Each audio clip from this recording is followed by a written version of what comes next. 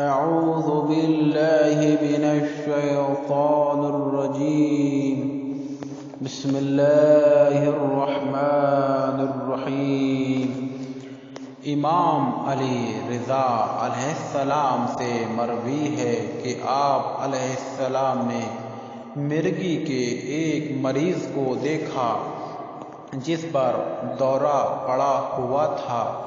تب آپ نے پانی کا ایک جام طلب فرمایا اور اس پر سورہ حمد، سورہ فلق اور سورہ والناس پڑھ کر دم کیا، پھر حکم دیا کہ یہ پانی اس کے سر اور چہرے پر چھڑکا جائے۔ اس طرح وہ شخص ہوش میں آ گیا۔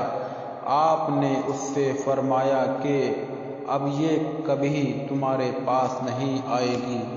اللہم صل علی محمد و آل محمد۔